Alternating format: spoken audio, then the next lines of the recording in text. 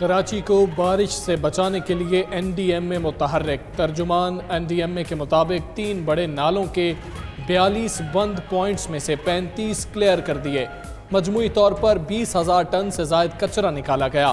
سندھ حکومت نے 20 سال میں پہلی بار 35 نالوں سے کچرا نکال لیا۔ ناصر شاہ کہتے ہیں بارشوں کے لیے تیار ہیں۔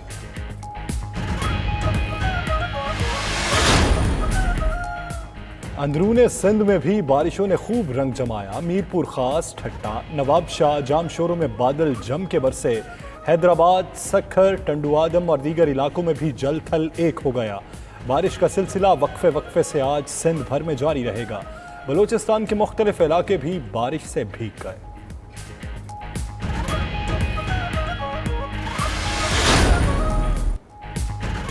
معیشت بحالی کی راہ پر گامزن۔ 8 اگست سے پابندیاں مرحلہ وار ختم۔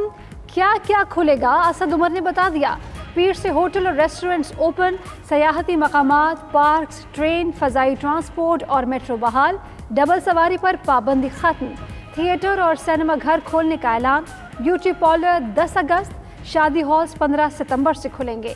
مزاروں پر جانے کی اجازت۔ تعلیمی ادارے کھولنے سے قبل 7 ستمبر کو نظر ثانی ہوگی۔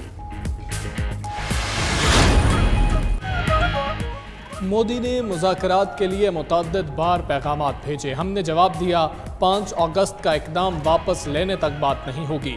مودی کو بغیر ویزے کے آنے کی اجازت نہیں۔ وزیر خارجہ نے کہا ہم ساڑیاں بھیجیں گے نہ کاروبار کریں گے۔ بھارت مودی کے اقدامات کی وجہ سے تنہا ہو گیا۔ سفارتی اقدامات سے بھارت کو شکست دے رہے ہیں۔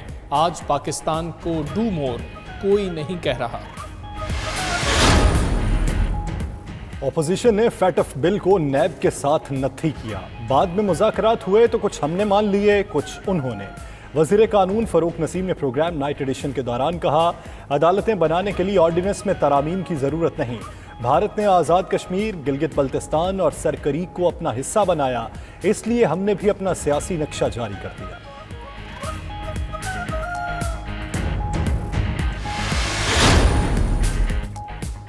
ضروری قوانین ہر حال میں پارلیمنٹ لائیں گے۔ وزیر اعظم عمران خان پارلیمنٹ میں قانون سازی پر اظہار اطمینان۔ بابر اعوان کی وزیر اعظم کو پارلیمنٹ کے مشترکہ اجلاس کی کارروائی پر بریفنگ۔ وزیر اعظم نے 10 رکنی کابینہ کمیٹی برائے قانون سازی تشکیل دے دی۔ کمیٹی کے چیئرمین وزیر قانون ہوں گے۔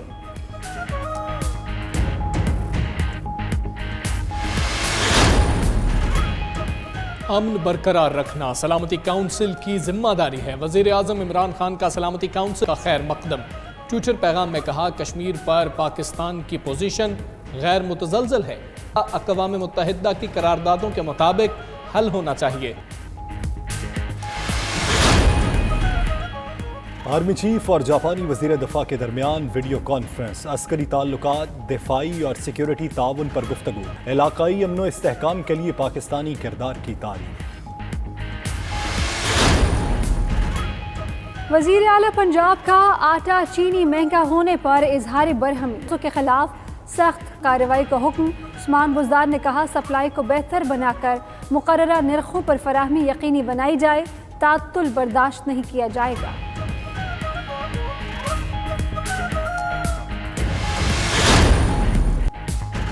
مانچسٹر ٹیسٹ میں ایک ہی دن 12 وکٹیں گر گئیں۔ 326 رنز کے تعاقب میں 92 رنز پر انگلینڈ کی 4 وکٹیں گر گئیں۔ عباس کی 2، شاہین آفریدی اور یاسر شاہ کی ایک وکٹ۔ دوسرے دن شان مسعود کے 156 رنز کی بدولت پاکستان نے 326 رنز بنا ڈالے۔ بابر اعظم نے 69 اور شاداب خان نے 45 رنز بنائے۔ شان مسعود 24 سال بعد انگلینڈ کے خلاف سنچری سکور کرنے والے پاکستانی اوپنر بنے۔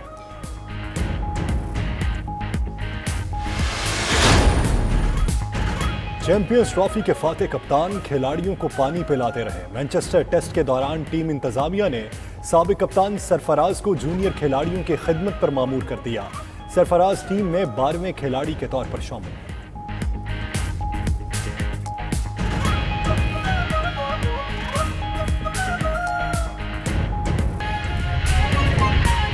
بہتر ہوئی ہے، بلکہ یہ کہنا چاہیے کہ بہت بہتر ہوئی ہے، اور اس سے ख़ास طور پہ اگر آپ اس کا موازنہ کریں کہ ہمارے ارد گرد اس وقت کیا ہو رہا ہے، ہمارے مغرب میں جو پڑوسی ہیں ایران، وہاں پر یہ صورتحال ہے کہ جہاں آپ کو اگر یاد ہو تو شروع میں سب سے زیادہ کیسز ہمارے خطے کے اندر وہاں پر نظر آتے تھے اور اموات بھی زیادہ ہو رہی تھیں، اور اس کے بعد وہاں پہ بہتری نظر آئی اور حالات بہتر ہو گئے۔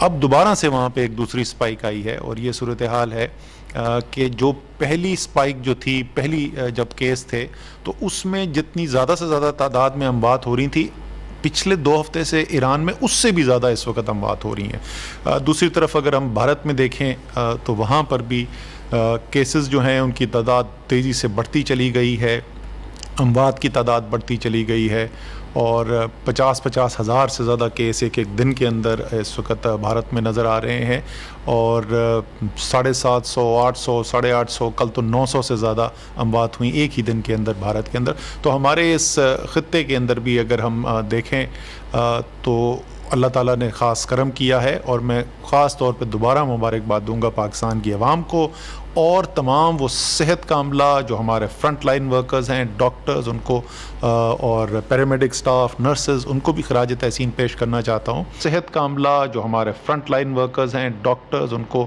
اور پیرامیڈک سٹاف، نرسز، ان کو بھی خراج تحسین پیش کرنا چاہتا ہوں، اور جو انتظامیہ کا سارا عملہ جو ہے اس کو بھی میں ان کی بھی تعریف کرنا چاہتا ہوں۔ بے تحاشا انہوں نے محنت کی ہے، اور یہ پورا ایک نظام جو بنایا گیا، ہم نے اسمارٹ لاک ڈاؤن کا سسٹم آیا، کانٹیکٹ ٹریسنگ کا سسٹم آیا، ایک مربوط لائحہ عملی جو ہم نے اڈاپٹ کی، وہ الحمدللہ آج جو ہے وہ مختلف آپ انٹرنیشنل جو جریدے ہیں، بین الاقوامی جریدے، وہاں پر بھی دیکھ رہے ہیں کہ پاکستان کا نام لیا جا رہا ہے کہ جن ممالک میں سب سے بہترین کام کیا گیا۔